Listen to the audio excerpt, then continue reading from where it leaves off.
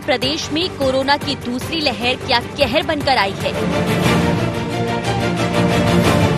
लगातार बढ़ रहे आंकड़े तो यही कह रहे हैं और चिंता में सरकार और आमजन सभी है। लेकिन इस पर सियासत भी है। मुख्यमंत्री शिवराज सिंह चौहान ने पहले खुद गोल घेरे बनाकर सोशल डिस्टेंस का पाठ पढ़ाया, मास्क बांटे और अब वाहन पर सवार होकर अपील करने निकले हैं। मेरे प्रिय बहनों और भाइयों, कोरोना का संकट विकट है। इस संक्रमण को रोकने के लिए मेरी आपसे प्रार्थना है, मास्क जरूर लगाएं। मास्क की सुरक्षा है, स्वयं भी मास्क लगाएं, परिवार को भी मास्क लगवाएं। कोरोना से बचना है तो मास्क लगाना है, ये सरकार के प्रयास है। लेकिन उन निजी अस्पतालों में जहां कोविड के नाम पर लोगों की जेबें काटे जाने की आम चर्चा है और सरकारी अस्पतालों में जगह नहीं है, इसलिए मुख्यमंत्री इस गंभीरता को समझ भी रहे हैं और बार बार कह रहे हैं कि कोरोना से अपने आप को बचाओ। पहले दौर में जो गति थी कोरोना की, उससे कई गुना तेज गति संक्रमण की अभी है। उपाय सारे करने का हम प्रयास कर रहे हैं, लगातार टेस्टिंग बढ़ा रहे हैं। प्रधानमंत्री जी ने जो मंत्र दिया है उसका हम पालन कर रहे हैं, उस रास्ते पर हम चल रहे हैं। पूरा समाज एक साथ अगर जुट जाएगा कि मैं भी मास्क लगा रहा हूँ, आप भी मास्क लगाओ, सावधानी रखो, तो हम संक्रमण को रोक पाएंगे।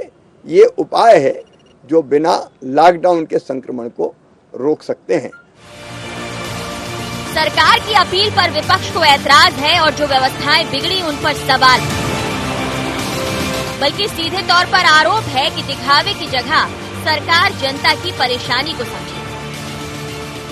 मध्य प्रदेश के कई जिलों में मालवा और निमाड़ में वैक्सीन पहुंची नहीं, लोग लाइन लगाते हैं और वापस चले जाते हैं वैक्सीन नहीं होने की वजह से।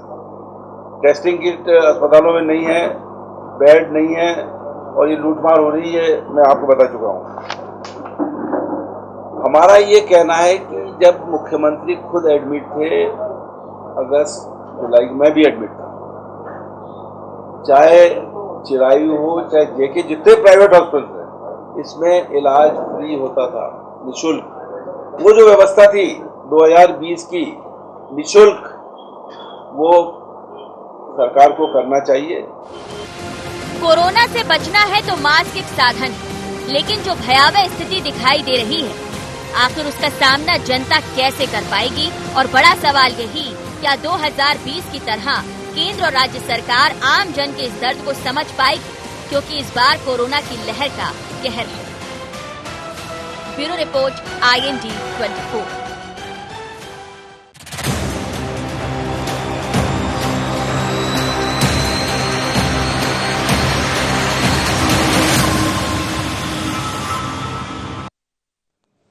नमस्कार, IND एजेंडा लहर का कहर में आपका स्वागत है। मैं हूं आपके साथ नवीन पुरोहित। चर्चा को विस्तार देंगे, उसके पहले IND एजेंडा के मुख्य बिंदुओं की तरफ एक निगाह डालते हैं। बढ़ते कोरोना संक्रमण पर सियासत के क्या मायने?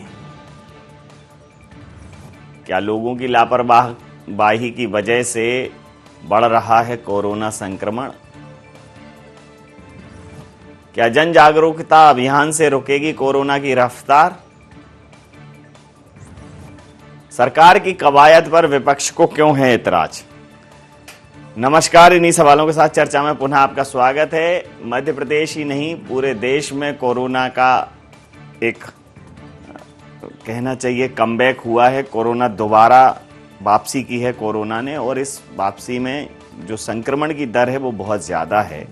लेकिन पैनिक नहीं है, ये बहुत अच्छी बात है। जब कोरोना आया था तो कुछ एक ऐसे वीडियोस थे कि लोग दहल जाते थे, डर जाते थे, और उसकी वजह से भी बहुत सारी जानें गईं। तब इंतजामात नहीं थे, तैयारियां नहीं थी, बाजार में सैनिटाइजर नहीं था, PPE किट नहीं थी, मास्क नहीं था, और उस पर कोई बहुत बड़ी रिसर्च नहीं थी। आज ये सब चीज़ें हैं, साथ में वैक्सीनेशन भी है। 2 वैक्सीन भारत की पूरे विश्व में डंका बजा रही हैं। भारत की तरफ पूरा विश्व मुंह देख रहा है, मुंह ताक रहा है भारत का। तो एक बड़ी राहत की बात यह है, लेकिन जो एहतियात है उसमें कहीं ना कहीं जो हमारी तरफ से चूक हुई है, जनता की तरफ से चूक हुई है।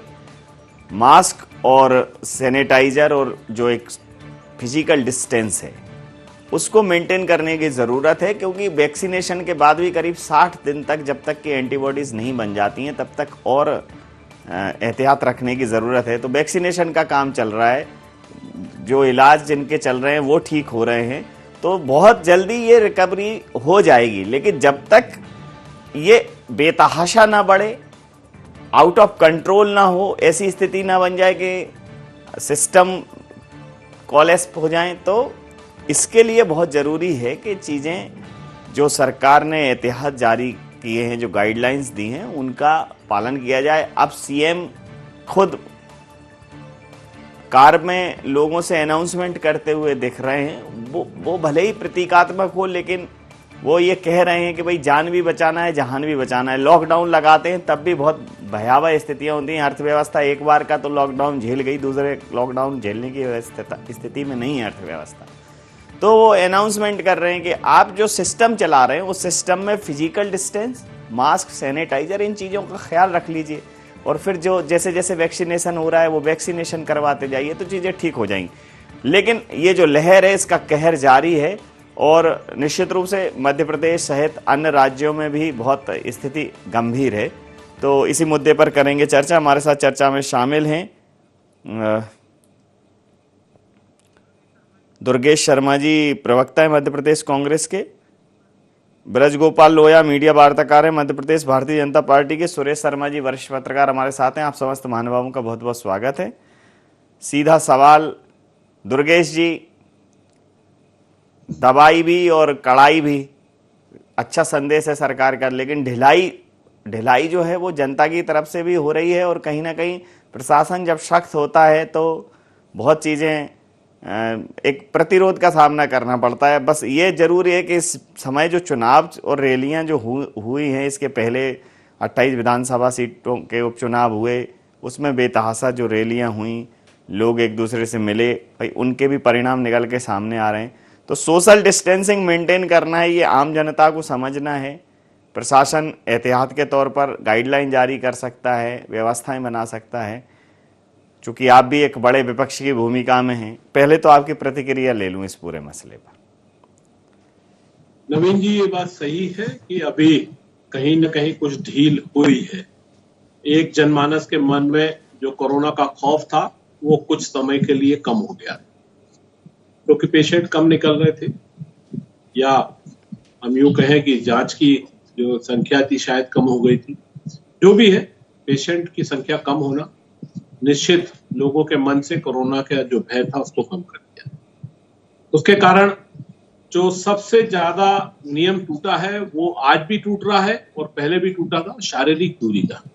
मास्क लगाने के मामले में हम 80% तक पहुंच गए थे, जो हम अब 30% के आसपास वापस रह गए हैं। हमको वापस 80% तक लोगों को मास्क लगाने पर जाना पड़ेगा। अब दूसरी चीज, जो प्रशासन और सरकार में बैठी हुई सरकार को देखना था, ये आज की एकदम की आई हुई बीमारी नहीं, इसको 1-1.25 साल 1.5 साल हो गया। इतना पीरियड बहुत होता है किसी भी सिस्टम को जमाने के लिए। पर दुर्भाग्य है, यहाँ मध्य प्रदेश में तो कम से कम, हम यहाँ मध्य प्रदेश की बात कर रहे हैं तो इससे मध्य प्रदेश के बाहर की बात करना नहीं चाहूंगा, हम सिस्टम नहीं जमा पाए ना। हमने मध्य प्रदेश में जब हमारा कोविड की समस्या आई थी, उस समय जो ऑक्सीजन की कमी पड़ी थी, तो माननीय शिवराज सिंह चौहान जी ने तत्काल कहा था कि 1 महीने के अंदर हम इतनी ऑक्सीजन मध्य प्रदेश में बना लेंगे कि हम दूसरे प्रांतों को सहयोग दे सकें। तो सहयोग की तो बात छोड़िए, अपने प्रांत में, अपने ही शहर भोपाल राजधानी में हम लोगों को ऑक्सीजन की कमी के कारण नहीं बचा पाए। सरकारी अस्पताल जेपी हॉस्पिटल की घटना अभी हालिया कुछ दिन पहले की सबको मालूम। वैक्सीनेशन थोड़ी सी समस्या है, लोग बाग कई जगह, हम राजधानी में हो सकता है आपको समस्या देखने को नहीं मिले, पर दीगर जगह में समस्या है। टेस्ट किट की राजधानी में भी समस्या है, अदर जगह भी समस्या है। तो ये एक छोटी ऐसी बातें हैं जो ये छोटी छोटी नहीं है, ये बहुत भयावह स्थिति है कि हम 1 साल में भी मध्य प्रदेश सरकार इन सब चीजों की व्यवस्था नहीं बना पाई। सरकार ने जो कोविड सेंटर बनाए थे वो कोविड सेंटर बंद कर दिए, जिसके कारण आज बेड्स की भी दिक्कत हो रही है, सरकारी अस्पतालों में दिक्कत है। कई ऐसी जगह सरकार ने कोविड सेंटर बनाए थे जो लोगों को वहां पर क्वारंटाइन किया जा रहा था। अभी मैं कई ऐसे लोगों को देख रहा हूं जिनके घरों में क्वारंटाइन के रूल्स लगे के अंतर्गत उनको बाहर नहीं निकलना है, पर वो घरों के बाहर घूम रहे। उस पर प्रशासन की नजर नहीं है। पहले थोड़ा सख्ती हुआ करती थी, नजर रखी जाती थी। तो ये सब बातें हैं। नवीन जी, सरकार प्रशासन बहुत लचर है, कमजोर है, और आज जो स्थिति प्राइवेट अस्पतालों से निकल के आ रही है कि पैसे बेतहाशा वसूले जा रहे हैं। इलाज जो हो रहा है उसमें कहा जाता है कि साहब आपको इतने % लंग्स आपके इफेक्टेड हो गए, इसलिए आपको ये इंजेक्शन 40,000 का 50,000 का ये इंजेक्शन लग गया। अरे भैया, सबसे पहले तो ये देखिए कि देश भर में जितने इंजेक्शन लग रहे हैं उतने इंजेक्शन वो कंपनियां बना भी रही हैं। समझ लेते, आखिर हो क्या रहा है, समझ लेते हैं आपकी बात पर, और पेशेंट आपकी बात पर प्रतिक्रिया ले लेता हूँ। ब्रज गोपाल जी, जी ले लीजिए। व्यवस्थाएं लचर हैं और प्राइवेट हॉस्पिटल्स की लूट है और 2-3-4 गंभीर खामियों की तरफ इन्होंने इशारा किया है, आपका ध्यान आकर्षण किया है। मैं भी चाहता हूं आप कर लें ध्यान आकर्षित और एक उचित प्रतिक्रिया दें। देखिए नवीन जी, बहुत सारी बातों से हम सबको सहमति रखना चाहिए।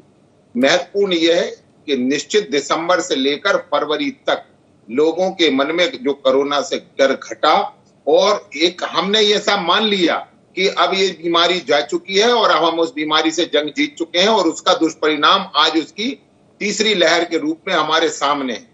परंतु इसमें जो बातें हो रही हैं कि मध्य प्रदेश पिछले टर्म में भी 2020 में भी यदि देश में जो सबसे श्रेष्ठ प्रदर्शन करने वाले राज्य थे उनमें से था, और 21 में भी है और आगे भी रहेगा। देखिए, ये बिल्कुल मैं स्वीकार करता हूं कि जो गति है आज वो लगभग 3,000 मरीजों तक प्रतिदिन पहुंच रही है, परंतु 3,000 में से बहुत अधिक तक पहुंचने का प्रयास, इलाज भी बहुत लोगों तक पहुंच रहा है। दूसरी बात, आप ये देखेंगे कि महाराष्ट्र, छत्तीसगढ़, इनमें क्या स्थितियां हैं। जो छत्तीसगढ़ मध्य प्रदेश से आधा है, जिसकी बहुत चर्चा हो रही है, और वहां मध्य प्रदेश से दुगने मरीज हैं। महाराष्ट्र की क्या हालत है, परंतु यदि हम उनमें देखते हैं तो हम बेहतर स्थिति में। एक और बहुत महत्वपूर्ण बात है कि जब आप देखिए इससे ज्यादा संवेदनशीलता और सरलता क्या हो सकती है, जब माननीय मुख्यमंत्री जी स्वयं मास्क बांटने निकले। ये एक पूरे संदेश है पूरे मध्य प्रदेश के लोगों के लिए। माननीय मुख्यमंत्री जी ट्रक पर खड़े होकर अपील कर रहे हैं लोगों से कि मास्क पहनिए, सोशल डिस्टेंसिंग रखिए और सैनिटाइजेशन का ख्याल रखिए। तो जो सरकार ने करना चाहिए वो हर प्रबंध करने का प्रयत्न हो रहा है, और ये भी तय हो गया है कि मध्य प्रदेश में प्राइवेट लैब कोविड टेस्ट का कितना पैसा ले सकती हैं। यदि रैपिड कर रही हैं तो कितना ले सकती हैं, और आरटीपीसीआर कर रही हैं तो कितना ले सकती हैं। तो हम, ऐसा कोई क्षेत्र नहीं है जिसमें काम नहीं कर रहे। और पिछले 1 वर्ष में मध्य प्रदेश में हमने ऑक्सीजन सहित बेडों की संख्या 4 गुना से ज्यादा बढ़ाई है, केवल सरकारी अस्पतालों में। निजी अस्पतालों की चर्चा मैं नहीं कर रहा। ये बिल्कुल है कि यदि निजी अस्पतालों की लूट है तो सरकार उस पर भी नकेल कसने का काम करेगी, परंतु हम काम करने वाले लोग हैं, हम मुंह चलाने वाले लोग नहीं है। और काम मध्य प्रदेश की सरकार कर रही है, पूरी गंभीरता से कर रही है, ईमानदारी से कर रही है, सजगता से कर रही है, और आगे भी करते रहेंगे। और जनता को ये संदेश देते रहेंगे कि आप डरे भी ना, परंतु सतर्क रहें। और इन दोनों के साथ एक बात और बहुत महत्वपूर्ण है नवीन जी, जो मैं कहना चाहूंगा। आपको याद होगा कि वैक्सीनेशन जब शुरू हुआ था तो उसके पहले दौर को सबसे पहले किसने प्रभावित किया? किसने प्रभावित किया? वैक्सीन पर राजनीति करने वाले लोगों ने प्रभावित किया। और जो पहला चरण था उसमें बहुत धीमी थी वैक्सीन की गति, और वो धीमी इसलिए थी कि लोग वैक्सीनेशन सेंटर पहुंच नहीं रहे थे। और इस तरह की राजनीति करना देश के वासियों के प्रति और देश के प्रति ये अपराध है, ये पाप है, जो पाप कांग्रेस पार्टी ने किया है। आज हम बहुत बेहतर स्थिति में होते यदि वैक्सीन पर तरह तरह के सवाल नहीं उठाए गए होते। आज जो वैक्सीन समझ लेता हूं, सवाल तरह तरह के सवाल उठाने की बात पर प्रतिक्रिया ले लेता हूं। सुरेश जी, मुझे बहुत भली भांति याद है, आपको भी होगा, कि जब प्राइवेट हॉस्पिटल्स में मरीजों का इलाज मुफ्त हो रहा था या फ्री में हो रहा था, तब ये था कि सरकार की सेटिंग है प्राइवेट हॉस्पिटल से। इस प्रकार की बातें आई सामने कि हॉस्पिटल्स में तमाम दुनिया के मरीज जा रहे हैं और ठीक होते आ रहे हैं, मरीज भी हैं कि नहीं है मरीज। अब चूंकि ये दूसरी लहर आई है कोरोना की, और इस बार थोड़ा संक्रमण का जो रेशियो है, जो अनुपात है, वो ज़्यादा है, उसकी गति ज़्यादा है, लेकिन सरकार की अपनी तैयारी बहुत अच्छी है। प्राइवेट हॉस्पिटल्स पे अभी सरकार ज़्यादातर रुख नहीं कर रही है। गवर्नमेंट हॉस्पिटल्स में जो तैयारी है उसमें अभी इतनी तैयारी है कि व्यवस्थाओं का सुचारू रूप से संचालन किया जा सकता है। ये संज्ञान में आया है कि कहीं लूट खसूट हो रही है तो निश्चित रूप से सरकार को कड़े कदम उठाने चाहिए। और एक बात लोया जी ने जो कही है कि शुरुआत में जब वैक्सीन आई थी तो सवाल उठे थे कि ये पीएम ने क्यों नहीं लगवाई, सीएम ने क्यों नहीं लगवाई, तो एक डर तो था उस टाइम हर व्यक्ति के मन में। लेकिन जब पीएम ने लगवा ली, फिर सीएम ने लगवा ली और फिर और बड़े बड़े लोगों ने लगवा ली, तो फिर लोग भी अब उस वैक्सीनेशन के लिए आ रहे हैं और वैक्सीनेशन चल भी रहा है। तो वर्तमान व्यवस्था में चुनाव दोनों पार्टियों ने लड़े। ऐसा नहीं है कि एक पार्टी ये कह दे कि नहीं हमने तो पूरा डिजिटल चुनाव लड़ा इसलिए ये ठीक रहा, भारतीय जनता पार्टी के ऊपर जाता है। रैलियां कमलनाथ जी की भी हुई, रैलियां शिवराज जी की भी हुई। तो अब किस पर दोष मढ़े, व्यवस्था कैसे सुधरे, एक समग्र प्रतिक्रिया चाहूं। देखिए नवीन जी, ये जो कोरोना की दूसरी लहर आई है, ये मुझे लगता है कि राजनीतिक नेताओं की लापरवाही कम है, जनता की लापरवाही ज्यादा है। क्योंकि जनता बेपरवाह हो गई थी और उसने ये जो मास्क लगाना बंद कर दिया था, जो दूरी सोशल डिस्टेंसिंग दूरी का मामला जो था वो उसको पालन करना बंद कर दिया था। मैं सबसे पहले तो आपके चैनल के माध्यम से, क्योंकि ये एक ऐसा समय है जिस समय में पॉलिटिकल पार्टियां चाहे आरोप प्रत्यारोप लगाती रहे, लेकिन हम सब आपको और मुझे यानी विशेष रूप से संयम बरतना चाहिए। और सबसे पहले मैं ये कहना चाहूंगा कि हमको 4 बातें बहुत अनिवार्य रूप से करना चाहिए। पहली, जब हम घर से बाहर निकले मास्क लगा करके निकले। दूसरा, हमें इस बात का ध्यान रखना चाहिए कि जिस व्यक्ति से हम नजदीक होके बात कर रहे हैं, चाहे डिस्टेंस रखे हों, लेकिन जब हम किसी व्यक्ति से बात कर रहे हैं तो एक उचित दूरी रहे और तब भी मास्क लगा रहे। जब उस व्यक्ति से बात पूरी हो जाए तो हम तत्काल प्रभाव से अपना हाथ धो लें और मास्क को बार बार आगे से यूं छेड़ने की जो मानसिकता है ना, उसको बंद कर देना चाहिए। तीसरी जो सबसे बड़ी बात है कि जब भी आप ऐसे स्थान पर पहुंच जाएं जो आपका घर हो, ऑफिस हो, तो वहां आप अपने हाथ को और मुंह को धो लें। और रात में जब आप अपने घर जाएं तो अपने वस्त्र जो पहने हुए थे दिन भर में, यदि आप कहीं भीड़ भाड़ वाले एरिया में गए हैं तो उन कपड़ों को धो लें या अलग से टांग दें, और नहीं तो जो है जैसा सामान्यतः अपना चेंज करके हाथ मुंह धो लें। ये प्रक्रिया जो है यदि जी हमने स्वीकार कर ली अपने, तो आप मानिए कि कोरोना आपके घर में प्रवेश नहीं करेगा। क्योंकि अब एक जो सबसे बड़ा मामला चल रहा है वो ये चल रहा है कि जो लापरवाह लोग थे वो अब घरों में भी नहीं बैठना चाहते और वो जो है फैला रहे हैं। आज एक मैंने डॉक्टर की रिपोर्ट पढ़ी थी कि जो 35 से 40 की उम्र के जो लोग हैं उनके अंदर जो है इम्यूनिटी पावर इतना ज्यादा है कि उन्हें जो इसके जो लक्षण हैं वो जो है दिखाई नहीं देते और वो महसूस नहीं करता, उनको फीवर नहीं आता, लेकिन कोरोना आ जाता है उनके पास और वो जब बाजार में निकलता है तो वो फैलाता है। तो इन चीजों का हमें ध्यान रखना चाहिए। दूसरा, मैं राजनीतिक बात कहना चाहता हूं कि हमारी सरकार जो है इस समय जो भी सरकार चल रही है उसके अंदर बड़ी संख्या में मंत्री हैं, बड़ी संख्या में विधायक हैं, विपक्ष के नेता हैं। ये केवल एक व्यक्ति का दायित्व तो नहीं होना चाहिए कि मुख्यमंत्री जी रैली निकालेंगे, मुख्यमंत्री जी मास्क अभियान चलाएंगे। मुझे लगता है सारे लोगों को इन्वॉल्व करने की जरूरत है, सारे जनप्रतिनिधियों को इन्वॉल्व करने की जरूरत है। और मैं एक आज जो दिन में भी मैंने एक जगह बात की थी तो मैंने ये कहा था कि इस समय एक बार उन सामाजिक संस्थाओं को भी याद करने की जरूरत है जो लॉकडाउन के समय भोजन बांट रही थी। वो मास्क बांटे, लोगों को घर घर जाकर के शिक्षित करें। घर घर जाने से तात्पर्य नहीं कि घर में अंदर प्रवेश करें, लेकिन एक टोली बना करके राजनीतिक पार्टियों का जनसंपर्क भी हो जाएगा और लोगों को अवेयरनेस आज करी है, सीएम ने बात करी है। आज सीएम ने सामाजिक संस्थाओं से भी बात करी है, कुछ एक्सपर्ट से भी बात करी है। ये बहुत जरूरी है क्योंकि इसी के साथ जो है हम इस दूसरी लहर को रोक पाने में कामयाब होंगे। दुर्गेश जी, चूंकि मौका ऐसा है, गंभीर है, पॉलिटिक्स ना हो, आप जैसे देखिए सुंदरकांड करवाते हैं और तमाम अच्छे आयोजन करवाते हैं, प्रशंसनीय, मास्क वितरण का और सोशल डिस्टेंसिंग या जिसको फिजिकल डिस्टेंसिंग कहना चाहिए, मास्क वितरण का और शारीरिक दूरी का लोग पालन करें, मास्क लगाएं, सैनिटाइजर का उपयोग करें। इसके लिए थोड़ा कर लीजिए आप लोग भी कुछ। नवीन जी, सभी दल या सभी ऐसे लोग जो समाज में अपना कहीं वजूद रखते हैं इसका प्रयास कर रहे हैं। आज अपन ये कहें कि मुख्यमंत्री, चूंकि मुख्यमंत्री महोदय हमारे एक प्रदेश का नेतृत्व है, तो जब वो निकलेंगे तो मीडिया भी दिखाएगा और वो अपने नेता प्रतिपक्ष भी प्रदेश का नेता प्रतिपक्ष भी संवैधानिक रूप से प्रदेश का नेतृत्व करते हैं। बिल्कुल नवीन जी, संवैधानिक रूप से नेता प्रतिपक्ष भी करते हैं और नेता प्रतिपक्ष ने भी आह्वान किया है इन चीजों का, और उस आह्वान को हम लोग कांग्रेसी जन अपने क्षेत्रों में और प्रचारित करने का प्रयास कर रहे हैं। आज पीसी शर्मा जी ने क्षेत्र में अपने मास्क बांटे भी हैं, ऐसे ही हमारे लोकल विधायक आरिफ मसूद जी भी अपने क्षेत्र में मास्क बांट रहे हैं। पहले उन्होंने खाना वितरण का काम किया था, मैं जिस विधानसभा में रहता हूँ उसके नेता आरिफ मसूद हैं, वो विधायक है। पर बात केवल और केवल मास्क बांटने की नहीं है, जो जवाबदारी आज शिवराज सिंह चौहान जी की है वो उसका निर्वहन सही नहीं कर रहे हैं, ऐसा मैं कहना चाहूंगा। क्योंकि यदि वो सही निर्वहन कर रहे होते तो जो हमारी बेड की समस्या आ जा रही है या जो सरकारी अस्पतालों के अलावा जो बाहर इलाज करा रहे हैं, जो आर्थिक रूप से समस्या आ रही लोगों के सामने कि भैया अस्पतालों में इलाज बहुत महंगा हो रहा है और उस पर प्रशासन नकेल नहीं कर पा रही है। आज ईमानदारी ये है कि जब देश में अघोषित आपातकाल है, ये मैं नहीं, अटल बिहारी लाल कृष्ण आडवाणी जी भी बोल रहे हैं, तो भैया घोषित रूप से आप मेडिकल क्षेत्र में आप आपातकाल क्यों नहीं ले आते? क्यों नहीं आप जिस तरीके से आपने लगा हुआ है, एस्मा लगा दिया, बिल्कुल एस्मा लगा हुआ। एस्मा क्या कहता है नवीन जी?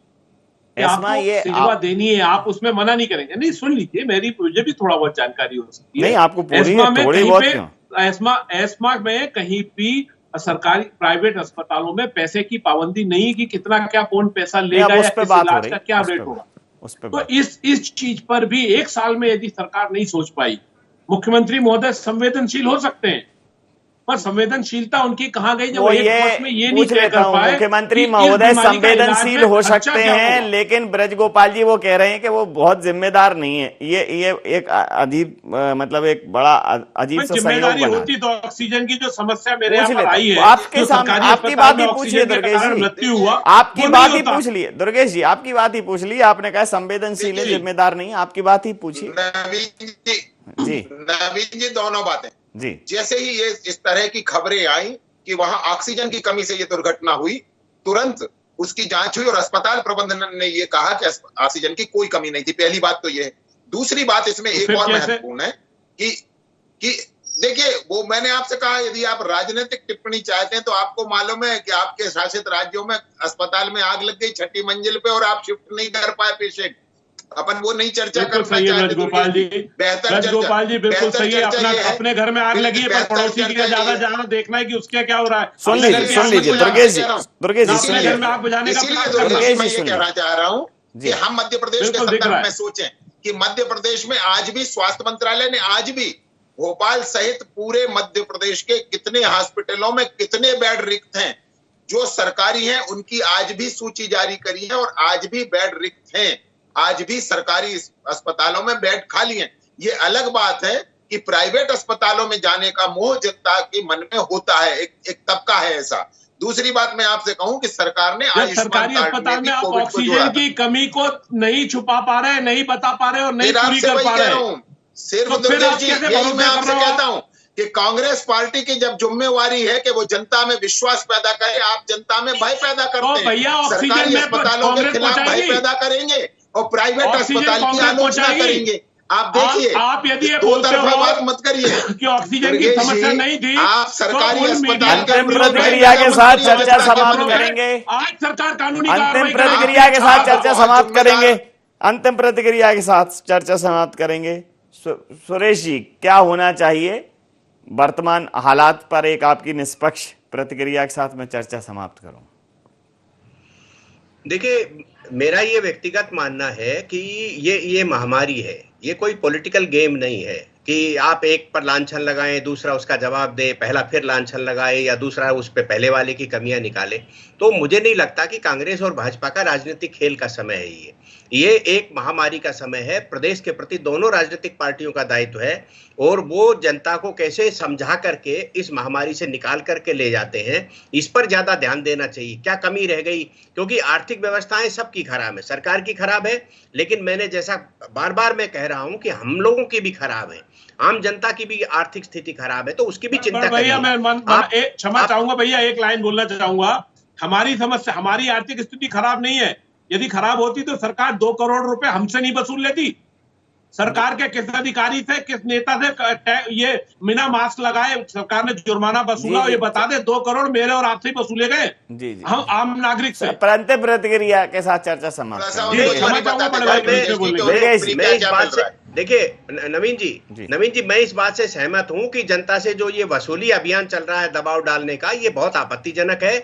और आज जो लोगों के पास पैसा नहीं है, ठीक है मास्क नहीं लगा रहा है, आप उसको सजा दीजिए, आप उसको क्वारंटाइन कराइए, आप उसको जो है 15 दिन के लिए घर में बंद कराइए। लेकिन जो ये लोगों के पास पैसा नहीं है, लोगों को समय पर कटौती, तनख्वाह की कटौती हो रही है लोगों की, फिर वही स्थितियां बन रही हैं, नौकरियां सलीके से हैं नहीं, जो है ऐसी स्थिति में आप ये वसूली अभियान को बिल्कुल बंद करना चाहिए। नहीं, कई जिलों में है ऐसा कि वो अस्थायी जेल बना के 5-6 घंटे उनको निरुद्ध कर देते। रसीद कट्टा लेकर के जो नगर निगम भोपाल में खड़ी हो गई है, भोपाल में पूरे में सीवेज लाइनें बह रही हैं, गंदगी फैली हुई है, उस पर ध्यान नहीं है और वसूली अभियान पर इतना ज्यादा ध्यान दिया जा रहा है। तो ये मैं अपनी आपत्ति प्रकट करता हूं इस पर। जी बस बिल्कुल ठीक कहा आपने कि वसूली ना हो, समझाइश हो और निरुद्ध किया। कई जिलों ने ऐसे उदाहरण प्रस्तुत किए कि जहां लोग ऐसे बिना मास्क और उसके दिखे तो उनको अस्थाई जेल बनाकर उन्हें 8 या 10 घंटे बैठाया गया, तो उनको समझ में आया कि क्या करना है। समय सीमा के चलते मैं ये चर्चा यहाँ समाप्त करूंगा। आप समस्त महानुभावों का बहुत बहुत धन्यवाद, बहुत बहुत आभार। तो कोरोना का कहर वापस से बरस रहा है और ये बिल्कुल तय है कि ये जवाबदेही सिर्फ सरकारों की नहीं है, जनता की भी जवाबदेही है कि वो अपना भला बुरा खुद समझे। सोशल डिस्टेंसिंग यानी कि फिजिकल डिस्टेंसिंग और मास्क, ये 2 चीज़ें वो अपने दिमाग में रखे। जान और जहान बचाने में अगर इन चीज़ों के साथ संतुलन बना रहेगा तो निश्चित रूप से कोरोना की जंग जीत जाएंगे, क्योंकि वैक्सीनेशन चल रहा है और बहुत जल्दी स्थितियां जो वैक्सीनेशन जिनका हो रहा है वो लोग इसके प्रति उनके अंदर एक प्रतिरोधक क्षमता पैदा हो जाएगी, तो वो इसके संक्रमण के शिकार नहीं होंगे, तो वो एक बड़ी जनसंख्या होगी। लेकिन तब तक हमें एहतियात बरतना है। करीब करीब 6-7 महीने अभी बहुत संभल कर चलने की ज़रूरत है। तो कोरोना का कहर है, अंधियारी सी सहर है, दबा भी है और अब दुआ भी है, दुआ भी है और अब दबा भी है, लेकिन इलाज बस ठहर है। रुकना पड़ेगा, थोड़ा सा थमना पड़ेगा। जो हमारे बहुत आवश्यक काम है, हमारे जीवन से जुड़े हुए काम है, हमारे जीविकोपार्जन से जुड़े हुए काम है, वो संचालित होते रहें। थोड़ा उत्सव धर्मिता से बचना पड़ेगा, थोड़ा मेल जोल से बचना पड़ेगा, थोड़ा अनावश्यक आवाजाही से बचना पड़ेगा। ये सब चीज़ें अगर हमने इस समय बरत ली, अपने जो रूटीन की जो हमारी लाइफ है उसमें इन सब चीज़ों को हमने एडजस्ट कर लिया, समायोजित कर लिया, तो निश्चित रूप से हम कोरोना से जीत जाएंगे। IND एजेंडा में नहीं, आप बने रहिए IND 24 के साथ और देखते रहिए IND 24। नमस्कार।